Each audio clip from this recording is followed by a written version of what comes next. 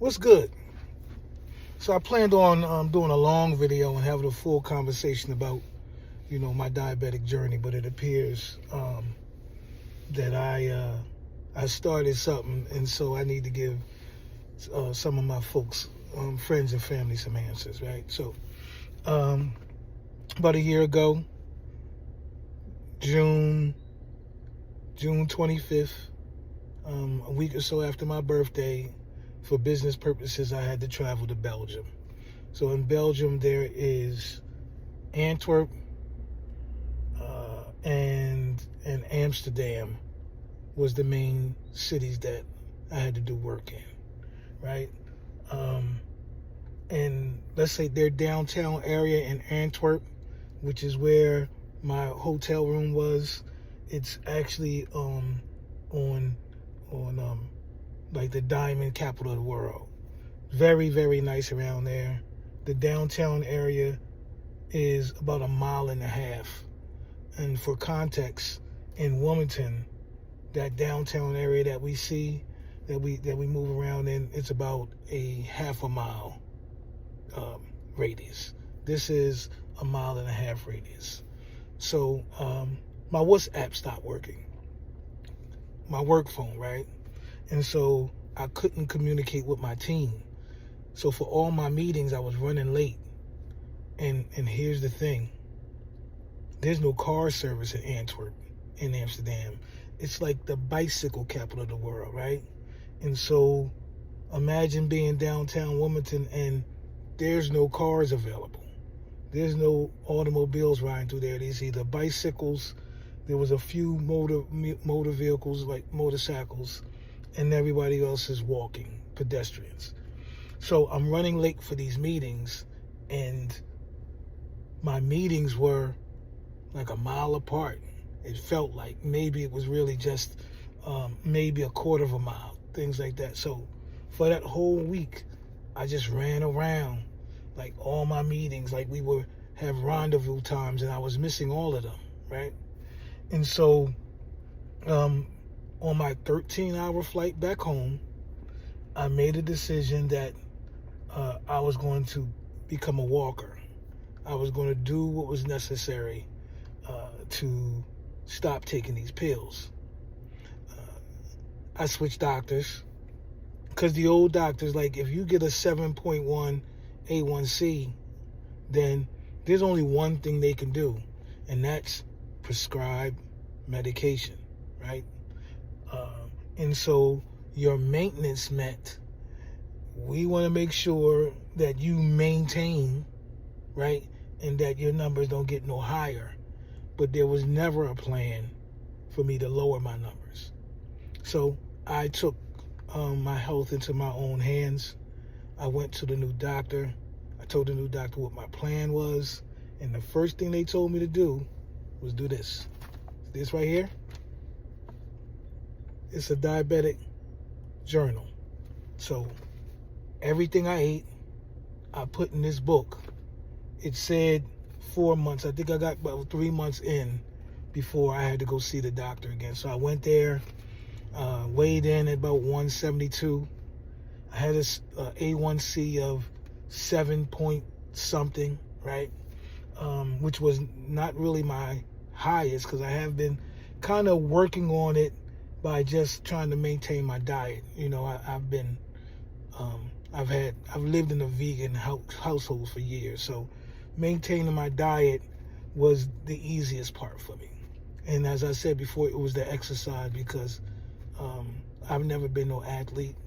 I've trained world-class boxers, and I was always in the gym watching them, making sure they did what they were supposed to do. But I felt like my work as a painter and all that moving around and climbing ladders was enough. I wasn't going to climb a ladder all day and then walk on a treadmill all evening. So I wasn't going to do that. But I had, for a week, ran around doing, maybe I was walking in Belgium and Amsterdam. Maybe I was walking 5 miles a day. So I figured I would do what I needed to do to maintain that, right? So the doctor asked me to put all of my, everything I ate, all my meals, right? take my blood pressure every day, and take my glucose every day. And what I realized is, as I became a walker, and it was easy, like I would walk to work, I would walk home for lunch, and then in the evenings I would kind of like explore neighborhoods. I seen parts of Wilmington that I never seen before. I was just walking through. I would take some steps, walk a little bit, sit down, enjoy the environment. I was just really chilling and enjoying walking, right? Everyone knows I was a avid pool player. I didn't have time for that because I'm working on this thing. But what I would notice is that after I take my walks, my glucose numbers would drop. Just a little bit. I mean, not really a little bit. Sometimes a good walk and my glucose number would drop 20 points. You know, I'll start my walk. I would take my glucose before I took the walk, and I would be at 130. By the time I finished my little my walk, my little exploratory walk, I would come back home and check again, and now my numbers was a 90. So it hit me. Just keep increasing the numbers, right? And the diet part. I think what's important is for us to talk about the diet part. So years ago, someone told me, don't eat the white foods. Don't eat bread. Don't eat potatoes. Don't eat rice. And I know that every meal, I go to my favorite Jamaican restaurant, it's a whole plate full of rice and some meat and some gravy, right? You figure the quickest way to eat is to get a sandwich. Well, that's 2 pieces of bread in most cases. If you get a Big Mac, there's a third piece of bread in the middle, right? And of course, we all love French fries, so you had to have the French fries. So the very things that I needed to eliminate from my diet was part of my daily diet. So I just stopped eating them. I love potato salad. I stopped eating it, right? Or I ate it in portions. I have potato salad 1 week, and it'd be another 2 or 3 weeks before I eat potato salad. I stopped eating sandwiches. At one time, I would get my sub, and I would get it with no bread, and it'd just be like a very meaty salad, right? And when it became the rice, I just went and got cauliflower rice, right? I figured rice don't have no flavor. The cauliflower rice took on the flavor of whatever I was, my jerk chicken. I would just pour it over cauliflower rice. And my numbers kept dropping. So 3 months later, after I get to see the doctor, I go to see the doctor again. We do my numbers again. We check the numbers, and I'm still a diabetic, but I can see it. My numbers dropped 2 or 3 points. So, okay, I'm going to maintain that. I got the program, right? So I went to like eating no rice at all, eating no sandwiches at all, right? I just refused to eat the bread. So it's, again, bread, potatoes, rice, and milk. These days I have to force myself to eat those things to try to maintain some weight, because weight loss wasn't my goal, right? I only weighed 172 pounds. Right now I'm 145 pounds soaking wet, you know? I had to put clothes on so I don't feel like I'm that small, but I'm a small guy. I've been a small guy all my life. Even, you know, the brothers that I know, you know, if I say I'm a 55-year-old man moving around weighing 170, that's not very big at all. And I really didn't want to lose the weight. You know, now I got to get a whole new wardrobe, and I took great pride in my wardrobe. I need a brand new one. So if you see me in a baggy shirt and all that, I just haven't went shopping yet, because I actually want to put on some more weight. And as Brother Mustafa said, I might have to lift some weights and things like that, but I was very, very focused on dropping my A1c, and that's what I want to spend my time doing, right? And so my last time I went and got my A1c done, I finally dropped below those diabetic numbers.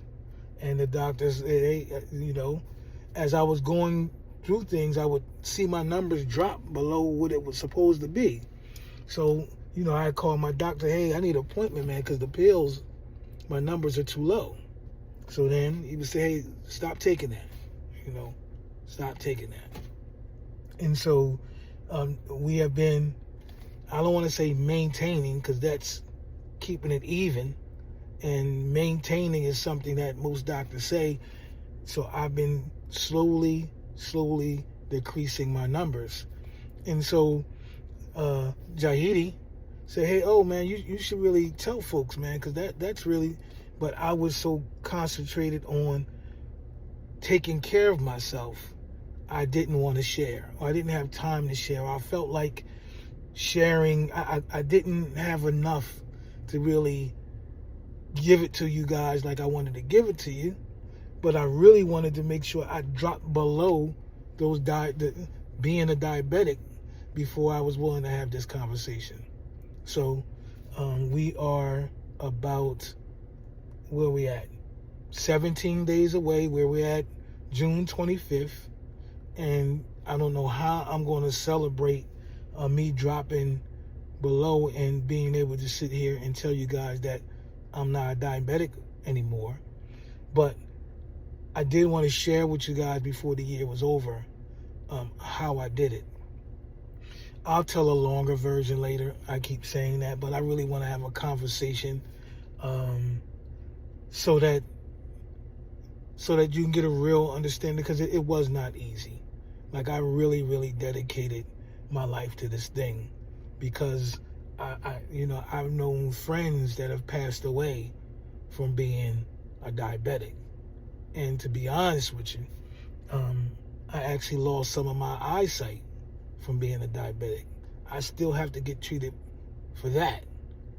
And what needs to be known is the diabetes study hurts you as life goes on, and you become and you stay a diabetic. It's doing damage. So if that number stays above 7 for years, every year something's getting worse. Every year is damaging something.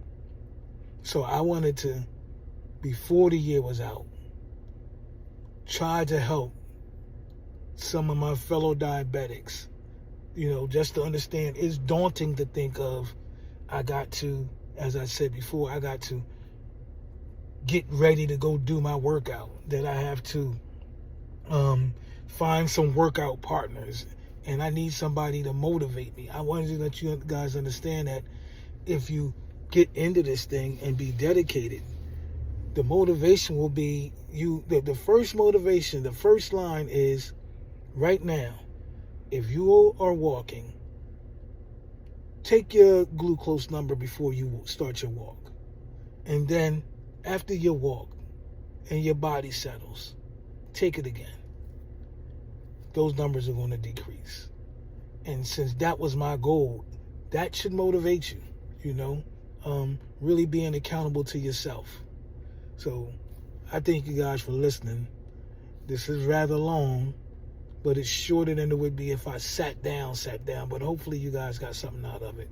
Peace to y'all. And tomorrow will be day 5. We're going to take a walk. We're going to step it out. But yeah, do that. Take your glucose numbers before you get on your personal walk.